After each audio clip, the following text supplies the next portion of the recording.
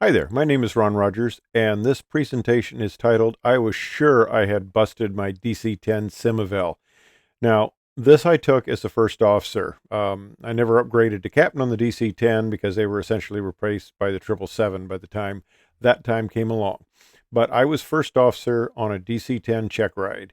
And the person getting the check ride was a very senior captain. He had just 6 months to go, so, this should have been a piece of cake. We should have just coasted on this. Now, as a crew member, either a second officer or a co-pilot, you are really dependent upon the captain during a simulator proficiency check type of evaluation. If they run a good crew, handle the emergency well, coordinate everything, have good cockpit resource management, it is just a pleasure to work with them. And I had a few captains I took check rides, and they taught me a lot, and it was truly a pleasure to take a check ride with them, if such a thing can be said about check rides. But this check ride kind of became interesting. Let me put it that way. Now, like I said, this was a very senior captain, and we were going to have a check ride. Okay, fine. No problem whatsoever. Well, on a typical proficiency check like this, it's a 3-day event, and you lead it up with some recurrent training, and you get in the simulator, and you kind of get used to it, and you do various maneuvers and stuff like that, and it was all going well. No problem whatsoever. And then we're out in front of the scheduling board, and he looks at it, and he turns to me, and he says, "Do you know who we have for our line, for our PC?" And I look at the name, and I go, "No." And the look of terror on his face, "We have such and such." And I don't even remember the guy's name. And as far as I knew, the guy had no reputation. But according to this captain, this guy was absolute hammer. I mean, he was death waiting for us. So, I'd never seen a guy turn so nervous. He's got 6 months to go. Most people have enough sick leave they could float through that last 6 months if things don't go well. All right, so we get in the simulator, and we've got a bunch of maneuvers we're going to go through. It's not like it later became the line-oriented flight training, loft training, where you fly a scenario. This was a series of maneuvers. So we start out with a normal takeoff, and it was fairly apparent to me that the instructor wanted us to abort on this because we're going down the runway. Now you have a series of speeds. V1 is the abort speed. If you're below V1 and you have a problem, you abort. If you're above V1, you continue. You go up to VR rotation speed. Then V2 is safely airborne speed. That's the speed you're going for. So, the airplane's going to fly for you very nicely. So, we're going down the runway. I haven't called V1 yet. We're 10 knots below it, and we get an engine failure. And the captain doesn't abort. And he just continues. And he calls out, he's continuing.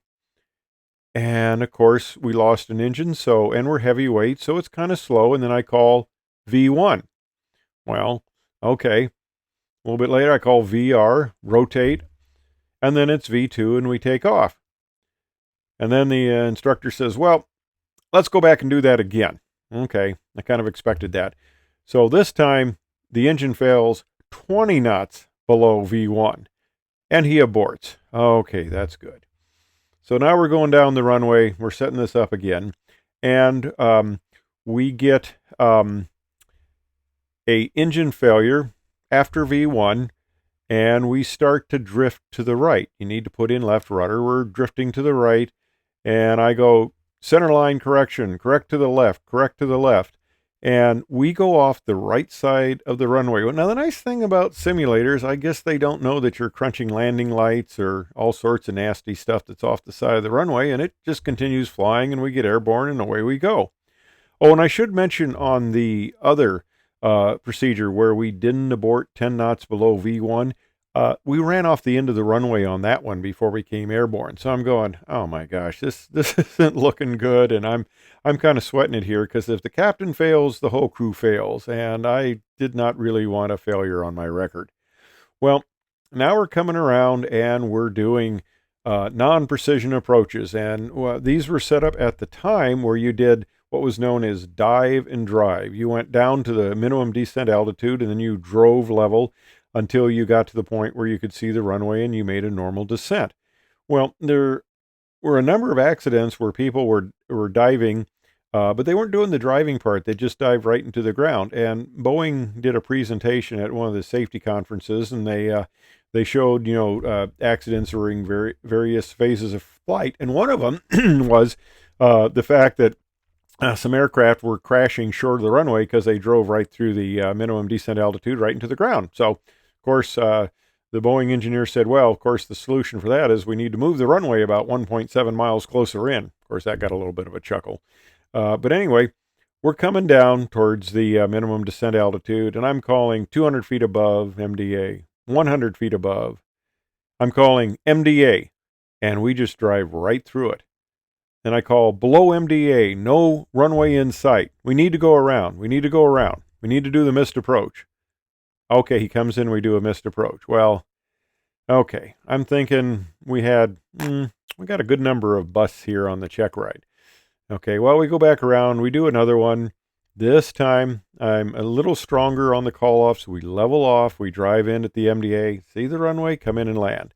And we touch down, the instructor in the back goes, check ride's over. And the captain and I kind of look at each other, and it's like, oh, crap. So we go in there, we're getting the debriefing, except the debriefing hasn't started yet. We just sat down there, and he's shuffling through some paperwork and writing a few things down. And the captain says, well, are we going to have an oral? Because typically at the time, you did the check ride first and then the oral. And if the check ride went well, the oral was probably, fairly easy. If the check ride didn't go well, the oral could be very extensive. Well, captain asks, are we going to do an oral? And the guy says, no, we don't need one. And then we look at each other, and it's like, oh, crap, we busted.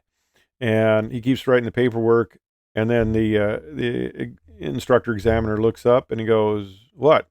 And the captain says, well, did we pass? And he goes, oh, didn't I say that? Yeah, you guys passed. And it was like, wow, okay. And I went out there and I said, you were scared of this guy?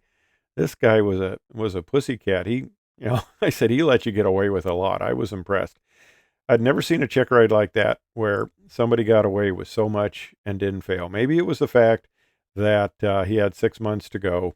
I don't know, but it was a rather stressful check ride, and I was sure that we had busted. Thanks for watching.